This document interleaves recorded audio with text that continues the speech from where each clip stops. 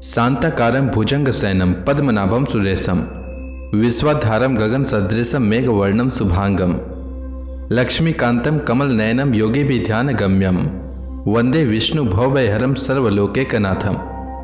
मंगलम भगवान विष्णु मंगलम गरुड़ध्वज मंगलम पुंडरीकाक्ष मंगलाय तनोहरि। ओम नमो भगवते वासुदेवाय। आज का दिन आप सभी के लिए मंगलमय हो। आज पौष महीने का 7वां दिन है। आइए सुनते हैं पौष महीने के 7वां दिन पौष महीने की कथा का 7वां अध्याय। आज की कथा में सूत जी कहते हैं, सुखपूर्वक बैठे हुए बिना पानी परम यशस्वी देवर्षि नारद ने मुस्कुराकर अपने पास ही बैठे ब्रह्मर्षि व्यास जी से कहा। नारद जी ने प्रश्न किया, महाभाग व्यास जी, आपके शरीर एवं मन दोनों ही अपने कर्म एवं चिंतन में संतुष्ट है ना? अवश्य ही आपकी जिज्ञासा तो भली भांति पूर्ण हो गई है, क्योंकि आपने जो यह महाभारत की रचना की है वह बड़ी ही अद्भुत है। वह धर्म आदि सभी पुरुषार्थों से परिपूर्ण है। सनातन ब्रह्म तत्व को भी आपने खूब विचारा है और जान भी लिया है। फिर भी प्रभु, आप अकृतार्थ पुरुष के समान अपने विषय में शोक क्यों कर रहे हैं? व्यास जी ने कहा, आपने मेरे विषय में जो कुछ कहा है वह सब ठीक ही है। वैसा होने पर भी मेरा हृदय संतुष्ट नहीं है। पता नहीं इसका क्या कारण है। आपका ज्ञान अगाध है। आप साक्षात ब्रह्मा जी के मानस पुत्र हैं, इसलिए मैं आपसे ही इसका कारण पूछता हूं।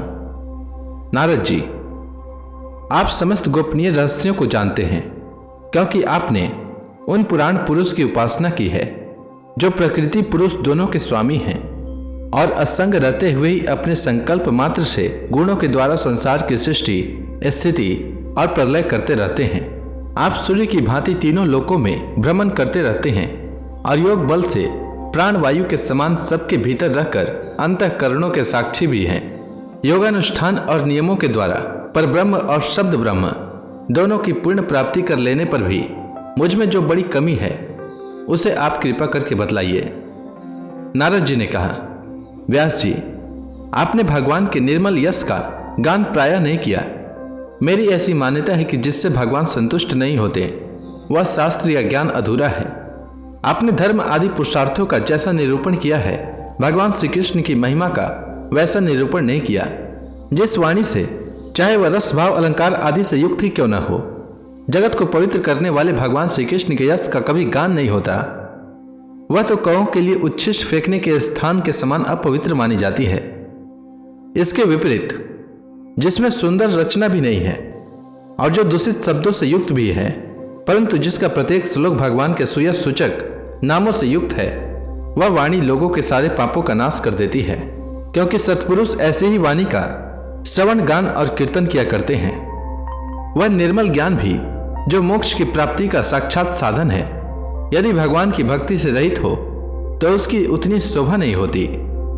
फिर जो साधन और सिद्धि दोनों ही दशाओं में सदा ही अमंगल रूप है, वह काम्य कर्म और जो भगवान को अर्पण नहीं किया गया है, ऐसा निष्काम कर्म भी कैसे सुशोभित हो सकता है? महाभाग व्यास जी, आपकी दृष्टि अमोघ है, आपकी कीर्ति पवित्र है, आप सत्यपरायण हैं। इसलिए अब आप संपूर्ण जीवों को बंधन से मुक्त करने के लिए समाधि के द्वारा अचिंत्य शक्ति भगवान की लीलाओं का स्मरण कीजिए। जो मनुष्य भगवान की लीला के अतिरिक्त और कुछ कहने की इच्छा करता है, वह उस इच्छा से ही निर्मित अनेक नाम और रूपों के चक्कर में पड़ जाता है। उसकी बुद्धि भेदभाव से भर जाती है। जैसे हवा के झरोकों से डगमगाती हुई डोंगी की कहीं भी ठहरने का ठोर नहीं मिलता, वैसे ही उसकी चंचल बुद्धि कहीं भी स्थिर नहीं हो पाती। संसारी लोग स्वभाव से ही विषयों में फंसे हुए हैं। धर्म के नाम पर आपने उन्हें निंदित सकाम कर्म करने की भी आज्ञा दे दी है।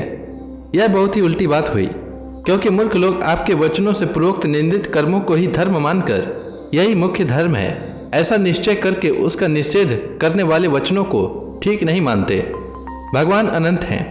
कोई विचारवान ज्ञानी पुरुष ही संसार की ओर से निवृत्त होकर उनके स्वरूप भूत परमानंद का अनुभव कर सकता है। अतः जो लोग परमार्थिक बुद्धि से रहित हैं और गुणों के द्वारा नचाए जा रहे हैं, उनके कल्याण के लिए ही आप भगवान की लीलाओं का सर्वसाधारण के हित की दृष्टि से वर्णन कीजिए। जो मनुष्य अपने धर्म का परित्याग करके भगवान के चरण कमलों का भजन सेवन करता है, भजन परिपक्व हो जाने पर तो बात ही क्या है। यदि इससे पूर्व ही उसका भजन छूट जाए तो क्या कहीं भी उसका कोई अमंगल हो सकता है।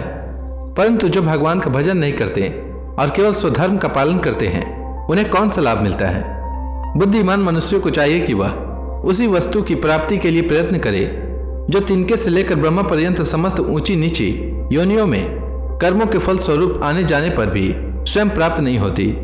संसार के विषय सुख तो जैसे बिना चेष्टा के दुख मिलते हैं, वैसे ही कर्म के फल रूप में अचिंत्य गति समय के फेर से सबको सर्वत्र स्वभाव से ही मिल जाते हैं।